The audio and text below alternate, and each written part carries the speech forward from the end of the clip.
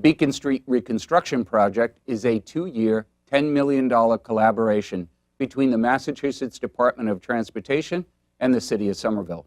In June, Somerville Neighborhood News Director Heather Avison sat down with Director of Transportation and Infrastructure Brad Rawson. They spent some time discussing this transformative project. A little bit like the Green Line, residents and elected officials, business advocacy groups have been working towards a solution for Beacon Street since the late 90s, I heard. It's incredible. We received important federal funding administered by the Boston Region Metropolitan Planning Organization several years ago, and that project is starting construction. It just started a few weeks ago, in fact.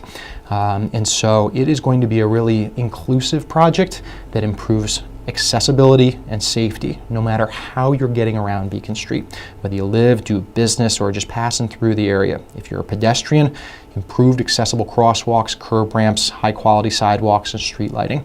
Of course, as well as new traffic signals that will allow you to cross back and forth across the street safely in an accessible fashion.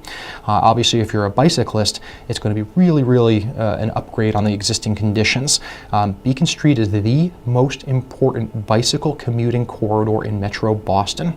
Wow. When we were doing our environmental processes for Beacon Street several years ago, we collected data that showed at the peak morning commute rush hour and the peak evening commute rush hour, you could stand there on the sidewalk and count 300 bicyclists going by in a single hour. Oh. We've been on site now this spring repeating some of those counts as the construction gets underway, and those numbers we think have doubled. So it's probably between 500 and 600 bicyclists per hour. It's really staggering when you think about how many people who live in the western part of Somerville, the northern part of Cambridge, the eastern part of Arlington are going to job centers around Union Square, East Cambridge, and Kendall Square, and Beacon Street provides a really important conduit for that travel mode. And guess what? Any of those folks, they could have, many of them will have the choice to drive if they want to. So allowing for a safe and accessible bicycle route is a bit of a traffic congestion reduction measure as well. But let me also talk about traffic operations, new traffic signals, new roadway lighting. The roadway itself, folks will remember how difficult passage was, again, no matter how you were getting around Beacon Street just last year. And part of the reason was that the foundation, the sub-base of Beacon Street had deteriorated substantially. Now, we've been doing underground utility work there for a while. There was a really important stormwater mitigation project that was done about 3-4 years ago, but it doesn't change the fact that the roadway essentially wasn't constructed the right way. The foundations of the roadway needed to be replaced. You couldn't just put a little skim coat of asphalt on there the way we did last fall for an emergency kind of repave and expect that that's going to stand the test of time. So the work that residents will see happening this summer and into this fall is essentially rebuilding the roadway from the ground up, from its sub-base materials and its drainage structures all the way to its curbing, its crosswalks, and ultimately the asphalt surface to make sure. And how far down do you have to go to do that?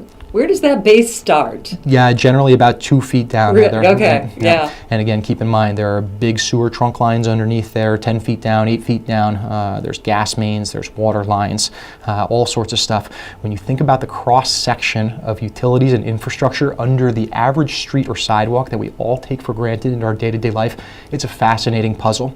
And it kind of reminds me of the How Things Work books, yeah. You know, with the cutaway of That's exactly things right. we don't think about. It's like, yeah, I'm walking down the street and underneath you is a whole nother world. That's right, Heather. And so a big part of our work as public servants, as city planners, as engineers, is to actually help people understand how complex the urban environment is, to take pride in it, to be curious about it. Reporter Jeanette Origel has this report on how things are going. As fall fast approaches, construction on Beacon Street is quickly picking up. The Beacon Street Reconstruction Project continues along the first portion of the roadway from Roseland Street to Park Street. As with any major road construction, this one brings community concerns.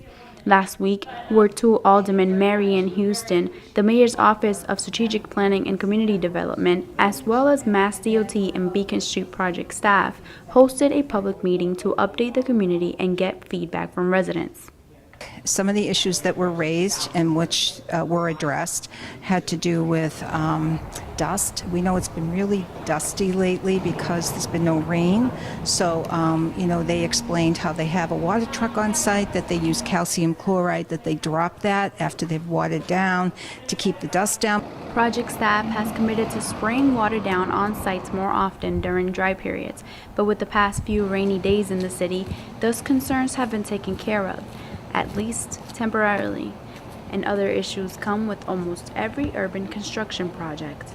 Many of my neighbors have reported that they have rats in their yard, and we have had the city come and confirm that, yes, that's true, but now they're saying that we're responsible for taking care of the rodent problem, and we all feel that we didn't cause this problem, the digging caused this problem, and the city should be kicking in whatever it takes to resolve that problem for us. The rodent reports have been heard and noticed, and the city has been holding the contractor accountable for resolving the issues for residents like Doyle as well as her neighbors.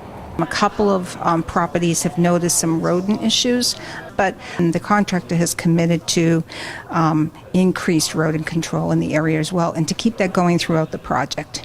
As the project moves along through the fall, Alderman Heuston plans to hold another community meeting to give residents more updates as well as to hear of any new concerns. Residents who have been enduring construction in front of their houses for the past few weeks can now expect to see things starting to take shape. The section from Roseland Street up until Sacramento, the roadway will be paved, and then after that they will do some sidewalk construction on one side, and after that sidewalk construction on the other. And that there will be roadway paving in September that will go from Sacramento Street to Park Street, and then excavation and roadway paving from Park Street to Calvin Street. So before the snow comes, all that section from Roseland Street to Calvin Street would have been excavated, the utility work done and paved, and some of the sidewalks put in, although not all. So that's really good news. As one of the busiest connectors in Somerville, Beacon Street will feature improvements in accessibility and safety. Pedestrians will now be able to enjoy high-quality sidewalks as well as improved and accessible crosswalks with new traffic signals that would allow individuals to cross the street safely. Improvements will also be made to curb ramps as well as street lighting. Next spring, they'll start up again, and they'll do the last section of roadway, which will be from Calvin on up to Inman Square. Dickinson Street, actually, not quite into Inman Square. And then they will start doing those sidewalks as well. So by September 2017, we should see the completion of the project. And perhaps one of the most anticipated aspects of the project is the upgrade of bike lanes along the roadway. According to Somerville's semi-annual bike and pedestrian counts, Beacon Street is the most heavily used bicycle commuting corridor in Metro Boston, with over 500 bikers during morning and afternoon rush hour. The League of American Bicyclists ranked Somerville number 3 in the country and number 1 in the region for the percentage of bike commuters. The installations of dedicated bike lanes will increase traffic safety for all road users. MassDOT hopes to use the Beacon Street bike lane design as a model for other projects going forward. For Somerville Neighborhood News, I'm Jeanette Origel. You can find current information and detours by visiting the Detours and Construction Updates link at somervillema.gov.